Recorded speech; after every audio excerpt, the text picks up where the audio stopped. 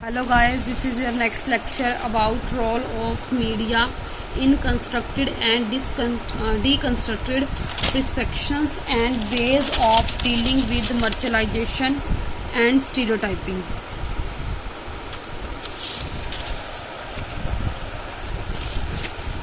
सबसे पहले आपको पता होना चाहिए कि मीडिया क्या है। मीडिया का अर्थ है मीन्स ऑफ मास कम्युनिकेशन।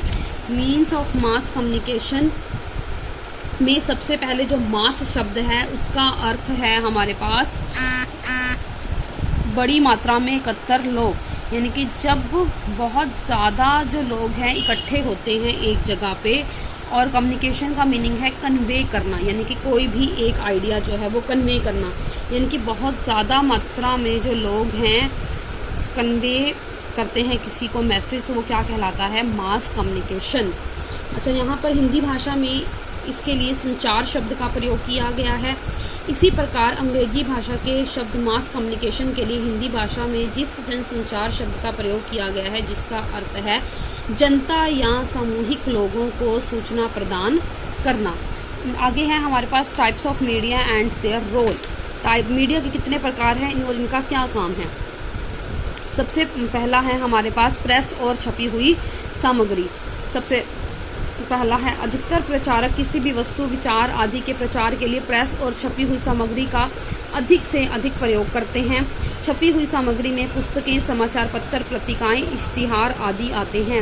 इसका क्या काम है, इसका ये जो टाइप्स ऑफ मीडिया है ये है अधिकतर शिक्षित वर्ग के लोग करते हैं। कई व्यक्ति छिपी सामग्री को पढ़ने में रुचि नहीं रखते। छिपी हुई सामग्री अप्रत्यक्ष रूप से ज़्यादा प्रभाव डालती है। उसके बाद है हमारे पास रेडियो। रेडियो जो है प्राचीन समय से चलता आ रहा है। समाज का ऐसा कोई भी सदस्य नहीं है जिसके पास रेडियो नहीं होगा, वह रेडियो सुनता नहीं होगा, या सबके पास है, या वो सुनते भी हैं। रेडियो मनोरंजन का भी प्रमुख साधन बन चुका है। प्रचार के लिए इससे बड़ी कोई भी सबसे अच्छी यानी कि वस्तु जो है दे रखती है। अगर सारे लोग सुनते हैं तो सबसे अच्छी क्या है, ये एक मीन्स ऑफ कम्युनिकेशन है। प्रचार साधन के रूप में रेडियो के विशेष लाभ है। जैसे विशेष क्या लाभ है उसका, रेडियो का प्रयोग शिक्षित और अशिक्षित दोनों कर सकते हैं। रेडियो प्रचार के लिए आवाज़ में भिन्नता ला सकते हैं, यानी कि कम भी कर सकते हैं, हम ज़्यादा भी कर सकते हैं। दूर दराज के क्षेत्रों में रेडियो की आवाज़ पहुँचाई जा सकती है। रेडियो द्वारा प्रचार के साथ साथ मनोरंजन भी किया जा सकता है। रेडियो के कार्यक्रमों का क्षेत्र व्यापक होता है। रेडियो पर प्रत्यक्ष रूप से प्रचारक आता है और प्रचारक का प्रभाव भी कम होता है, वो आता भी है और लोगों को पता भी नहीं चलता। उसके बाद है कई बार रेडियो कार्यक्रमों का स्तर ही उनकी प्रभावशीलता में रुकावट बन जाता है। ये तो थे हमारे पास रेडियो के लाभ। उसके बाद है हमारे पास सिनेमा और दूरदर्शन। प्रचार के क्षेत्र में सिनेमा और दूरदर्शन की महत्वपूर्ण भूमिका है। क्या विषय, दूरदर्शन आपको सबको पता है कि हम जिससे क्या है ऑडियो विजुअल दोनों होते हैं। ये इसकी सबसे बड़ी विशेषता है शिक्षित और अशिक्षित दोनों यूज़ कर सकते हैं।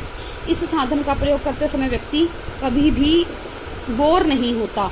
दूरदर्शन में आवाज़ के साथ साथ दृश्य भी होता है, देख भी सकते हैं, तो क्या है इससे हमें ज़्यादा जल्दी जो है चीज़ें क्लियर होती हैं, हम दूसरों के हाव भाव को समझ सकते हैं। और ये क्या है, ग्रामीण और शहरी दोनों क्षेत्र के लिए उपयोगी है। गरीब और अमीर दोनों जो हैं इसको खरीद सकते हैं। नेक्स्ट है हमारे पास मंच। मंच क्या है, प्रचार भाषाओं के रूप में किया जाता है, इसका भी होना बहुत ज़रूरी है। इसमें क्या है, मंच पे खड़ा होकर एक प्रचारक अपनी बातों को रखता है, अपनी बातों को समझाता है और दूसरों को अपनी ओर आकर्षित करता है, अपनी बातों से वो अपनी ओर आकर्षित करता है। इसके बाद उसकी विशेषताएं हैं। इस माध्यम से समाज के हर वर्ग तक प्रचार पहुंचाया जा सकता है।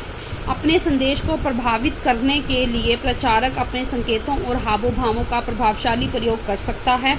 मंच में किए गए प्रचार भाषणों से जुड़े प्रश्नों को पूछकर व्यक्ति अपने संदेहों को दूर कर सकता है।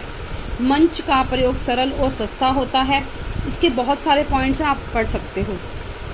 नेक्स्ट है हमारे पास लाउड स्पीकर।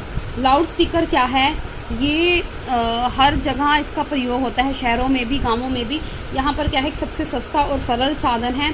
इसमें एक बड़ी गाड़ी पर या फिर किसी भी रिक्शा पर स्पीकर को रख के बहुत तेज आवाज़ उसकी करके गली गली में घुमाया जाता है और सूचना को दूसरों तक पहुंचाया जाता है।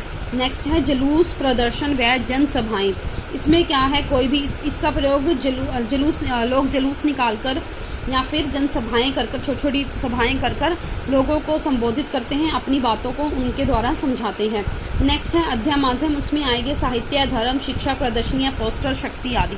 इसके द्वारा भी लोग क्या है अपनी बातों को दूसरों तक समझाते हैं।